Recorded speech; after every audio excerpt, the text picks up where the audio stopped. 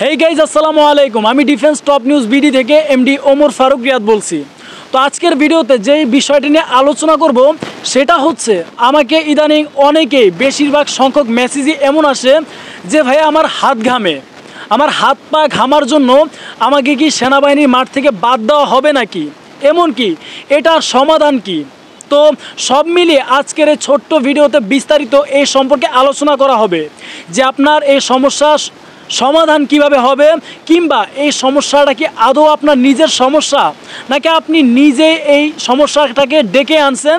সব কিছু এমনকি পরিশেষে যাদের ঘরোয়াভাবেও কাজ না হবে তারা শেষমেশ কি ব্যবহার করতে পারেন, এমনকি কার পরামর্শ নিতে পারেন, সেই বিষয়গুলো নিয়েও আজকের এই ভিডিওতে আলোচনা করা হবে। তো কথা না বাড়িয়ে আজকের এই ভিডিওটি শুরু করা যাক।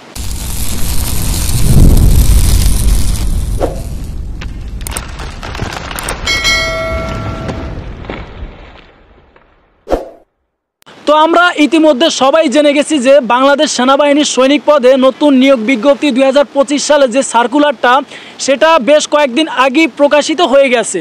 যারা আগ্রহীরা ছিল তারা প্রত্যেকেই এই সার্কুলারে আবেদন করেছেন, এমনকি যারা বয়সের জন্য আবেদন করতে পারেন নাই, অর্থাৎ বয়স কম, সামনে আবেদন করবেন, তারা আজকের এই ভিডিওটা দেখতে পারেন যাতে করে পরবর্তী সময়ে আপনাদের এই সমস্যাটা ফেস করতে না হয়। আর যারা আবেদন করতে পারেন নাই, তাদের বয়স শেষ হয়ে গেছে বিদায়, তাদের জন্যও বলবো যে হতাশ হওয়ার কিছু নাই। আপনার রিজিক যেখানে যতটুকু আপনি সেখানে ঠিক ততটুকুই পাবেন। তো কথা না বাড়িয়ে যে বিষয় নিয়ে আলোচনা করব সেই টপিক নিয়ে আলোচনা করা যাক। তো অনেকের মনে যে একটা প্রশ্ন যে ভাই আমার তো হাত অনেক বেশি ঘামে, হাত পায়ের তালু এসব ঘামে, এসবের জন্য কি আমাকে মাঠ থেকে বাদ দেওয়া হবে কি না। হ্যাঁ, অবশ্যই এই জিনিসটা অনেক বেশি গুরুত্বপূর্ণ, এটা খুব ভালো করে দেখা হয়। আপনার হাত যখন অতিরিক্ত মাত্রায় ঘামবে সেটার জন্য আপনাকে বাদ দেওয়া হবে। আর একটা জিনিস হচ্ছে, একটা হাত বা একটা মানুষের হাত স্বাভাবিক অবস্থায় একরকম ঘামে, আরেকটা অস্বাভাবিক অবস্থায় পুরো পানি চিরচিরিয়ে পড়ে, এমন একটা অবস্থা। তো দুইটা দুই রকমের। তো আজকে আমি যেটা বলবো যে আমাদের যে হাত ঘামার যে কারণ সেটা মূলত আমরা নিজেরাই দায়ী। আমরা বেশিরভাগ ক্ষেত্রে নিজেদের দোষের জন্য, নিজেদের ভয় বা ভীতির জন্য আমাদের এই হাত বা পায়ের তালু ঘেমে থাকে। তো যে কয়টা বিষয় আজকে বলবো, যে কয়টা কারণে আমাদের এই সমস্যাটা বেশি হয়, সেগুলো আজকে আমি তালিকা বাই তালিকা একটা একটা করে বলবো। আর পরিশেষে বলবো কি ইউজ করবেন আর কার পরামর্শ নেবেন। তো যাই হোক, এখন বলা যাক। শুরুতে আমরা এইটা ভাবি যে মাঠে যে অফিসার থাকবে তাকে দেখে ভয় পাওয়া, তাকে দেখে নার্ভাস ফিল করা, যে এমনটা আচ্ছা ইনি তো অনেক বড় অফিসার, আমার হাত ঘামলে কি আমাকে সত্যি বাদ দিয়ে দিবে নাকি, এমনকি তার প্রতি যে একটা ভয়, যে জিনিসটা কাজ করে নার্ভাসনেস, সেটার জন্য আমাদের লক্ষ্য করবেন অনেক ক্ষেত্রে অনেক বেশি হাত ঘেমে যায়। কারণ আমরা যে মানব জাতি আছি, আমাদের প্রত্যেকটা মানুষের শরীরে প্রায় 40 থেকে 50 লক্ষ ঘাম যে গ্রন্থি সেটা থাকে। আর যাদের বেশি উত্তেজিত বা কিংবা সংবেদনশীল মাত্রা অনেক বেশি, তারা অল্পতেই লক্ষ্য করবেন অনেক বেশি ঘেমে যায়। আপনি লক্ষ্য করলে দেখবেন আপনি যখন ঘুমিয়ে অনেক বেশি ভয়ঙ্কর স্বপ্ন দেখেন বা অনেক বেশি ভীতিকর পরিস্থিতিতে পড়ে যান, যদিও সেটা শীতকাল হতে পারে, তখন আপনি লক্ষ্য করবেন আপনার হাত, আপনার পা, আপনার মুখমণ্ডল অনেক বেশি ঘেমে গেছে। এর প্রধান কারণ সেটা হচ্ছে আপনি বেশি ভয় পাইছেন, আর তার জন্য আপনার যে হরমোনের যে মাত্রাটা সেটা বেড়ে গেছে, আর তার জন্য আপনার শরীর থেকে চিরচিরে পানি বের হচ্ছে। তো সেম এই বিষয়টাই, আপনি যখন সেনাবাহিনীর মাঠে যাবেন, আপনি যখন এটা ভাববেন যে আমার সামনে একজন বড় অফিসার আছে, তো এখন আমি কি করব, আর এটা নিয়ে যখন আপনি অনেক বেশি ভয়ভীতি নিয়ে কাজ করবেন, আপনার ভিতরে একটা সংশয় কাজ করবে, এরপর দেখবেন যেটা নিয়ে আপনি ভয় পাইতেছিলেন সেটাই আপনার সঙ্গে ঘটে গেছে, যে আপনার হাত কিংবা আপনার পা এটা অনেক মাত্রায় ঘেমে গেছে। আর এর জন্য আপনার যে স্বপ্ন ছিল বাংলাদেশ সেনাবাহিনীর একজন সদস্য হবেন গর্বিত, সেটা আর হওয়া হবে না। তো এটার জন্য করণীয়, আপনাকে মোটেও সেনাবাহিনীর মাঠে যে পরীক্ষা দিতে যাবেন, ডিফেন্সের যে মাঠ, সেখানে আপনাকে ভয় পাওয়া চলবে না। আপনি একদম সাবলীলভাবে খুব শান্ত থাকবেন, যা হওয়ার হবে দেখা যাবে, তবে আপনার ভিতরে যে কনফিডেন্স সেটা আপনি বজায় রাখবেন যে আপনি পারবেন। তো দ্বিতীয়ত যেটা, যে আমরা মাঠে যাওয়ার পর এটা নিয়েই দুশ্চিন্তা বেশি করি যে এখন তো হাতের মেডিকেল হবে, যে প্রাথমিক মেডিকেল, যে হাত পা এগুলো ঘামে কিনা এগুলো দেখা হবে। তো আপনি এটা ভাবতে পারেন যে এখন যদি আমার বাদ দেওয়া দেয়, এখন তো আমি বাদ হতে পারি। এই ছোট্ট একটা জিনিস যখন আপনি চিন্তা করবেন, তখন দেখবেন এটার জন্য আপনি ঘাবড়ে যাচ্ছেন। আর এই ঘাবড়ানোর জন্য পূর্বের যে পয়েন্টটা বলছি সেটার মতো আপনার হাত পা অনেক মাত্রায় ঘেমে যাবে। তো এক্ষেত্রে আপনি কি করবেন, পূর্বের না যেটা বলবো, আপনাকে ঘাবড়ানো যাবে না। আপনি জাস্ট নিজের মধ্যে যে কনফিডেন্স আত্মবিশ্বাস যে জিনিসটা আছে, আপনি শুধু সেটার উপর ভরসা রাখবেন, আল্লাহর উপর ভরসা রাখবেন। আর এটা মনে রাখবেন, আপনার ভিতরে যদি কনফিডেন্স লেভেল হাই থাকে, আপনার যদি যোগ্যতা থাকে, আপনার নিজ দক্ষতায়, আপনি অবশ্যই বাংলাদেশ সেনাবাহিনীর একজন গর্বিত সৈনিক হতে পারবেন। আপনার চাকরিটা হয়ে যাবে। শুধুমাত্র প্রয়োজন আপনার সবার চেয়ে ভালো পারফরমেন্স, প্রাথমিক মেডিকেলে উত্তীর্ণ, এমনকি যে কনফিডেন্স লেভেল সেটা হাই থাকা। তো আশা করছি আপনাদের 2 নাম্বার পয়েন্টও আমি বুঝাতে পেরেছি। তো 3 নাম্বার যেটা বলবো, যে আপনি লক্ষ্য করবেন, আপনি যখন অতিরিক্ত মাত্রায় তৈলাক্ত কোনো খাবার খাবেন, সেটার পর আমরা বিশেষত বেশিরভাগ খাবারই দেখবেন, আমাদের বেশিরভাগ খাবারে তৈলাক্ত খাবার বা তৈলাক্ত জিনিস বা তৈলাক্ত পদার্থ লক্ষণীয়। সেটা হতে পারে ঘরোয়া বা বাহিরে, প্রত্যেকটা খাবারে তৈলাক্ত পদার্থ রয়েছে। তো এখন আপনি যখন তৈলাক্ত খাবার খাওয়ার পর ভালো করে হাত না ধুবেন, কিংবা তোয়ালে বা টিস্যু দিয়ে ভালো করে হাতটা না মুছবেন, তখন দেখবেন আপনি যখন মাঠে যাবেন, মাঠে যাওয়ার পর অল্প গরমে আপনার যে হাত বা পা, যে মুখমণ্ডল বলেন যাই বলেন, আপনি অল্পতেই ঘেমে যাবেন। তো এক্ষেত্রে আপনার করণীয় কি? আপনি যদি তৈলাক্ত খাবারও খান, আপনার যতই পছন্দ হোক না কেন, আপনি খাবার শেষে সাবান দিয়ে অন্তত 2-3 বার হাতটা খুব ভালো করে ওয়াশ করবেন। তারপর টিস্যু বা তোয়ালে যেটাই হোক খুব ভালো করে হাতটা ধুইবেন। অন্তত যেদিন মাঠে যাবেন, আপনার তৈলাক্ত কোনো খাবার খাওয়ার প্রয়োজন নাই। বাইরের শুকনো খাবার খাবেন, এমনকি যেটার জন্য আপনার হাত ঘামতে পারে সেই জিনিসটা অ্যাভয়েড করবেন, সেটা থেকে দূরে থাকবেন।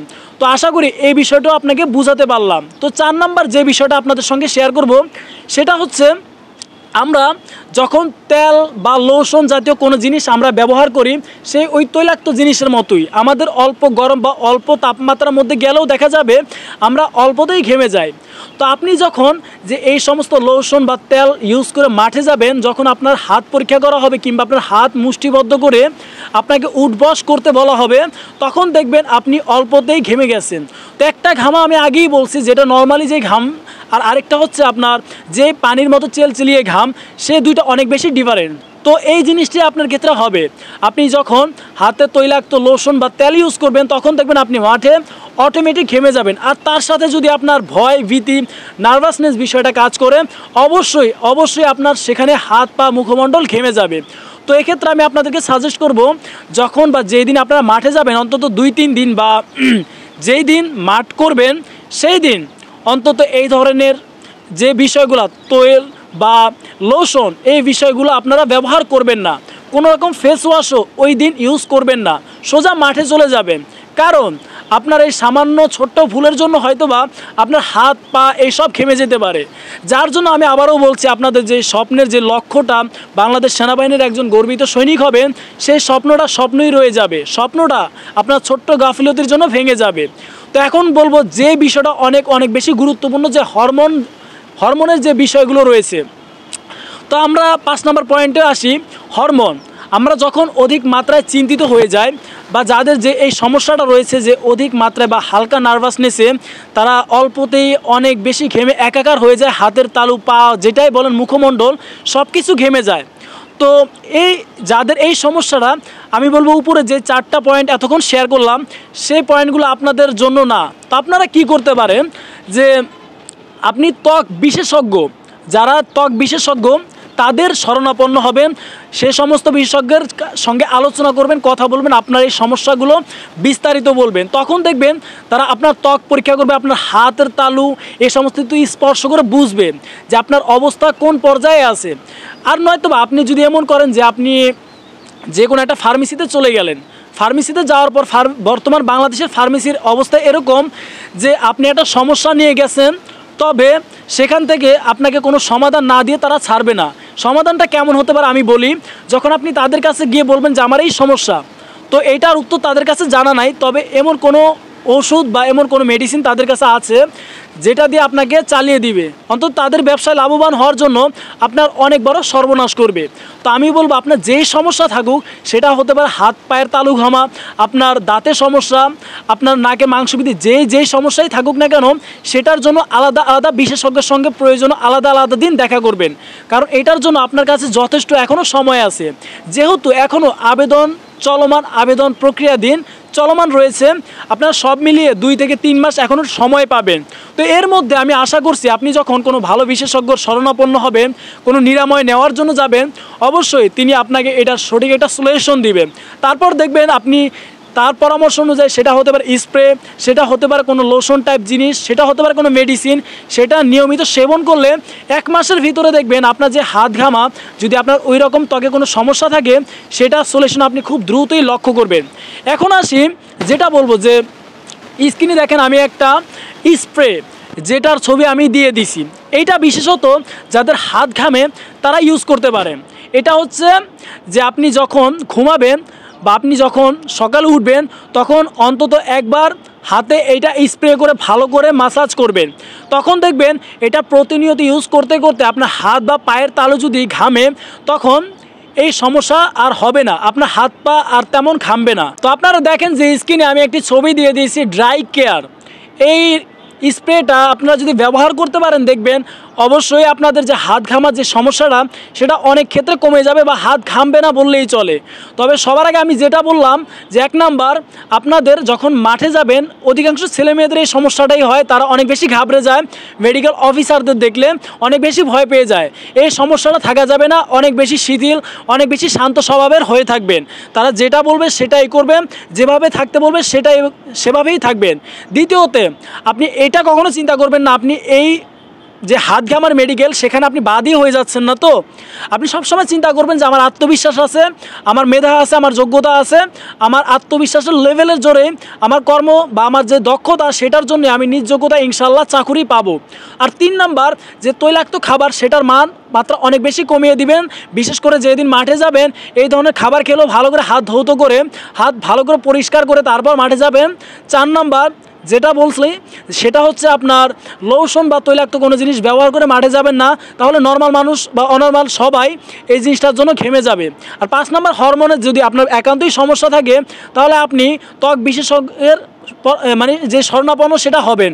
আর তিনি আপনাকে যেটা বলবে, যে লোশন বা যে স্প্রে দিবে, সেটা আপনি প্রতিদিন নিয়মিত ইউজ করবেন। তখন দেখা যাক যে আল্লাহর রহমতে আপনার যে এই সমস্যাটা হাত ঘামার, এই সমস্যাটা আর আপনার থাকবে না।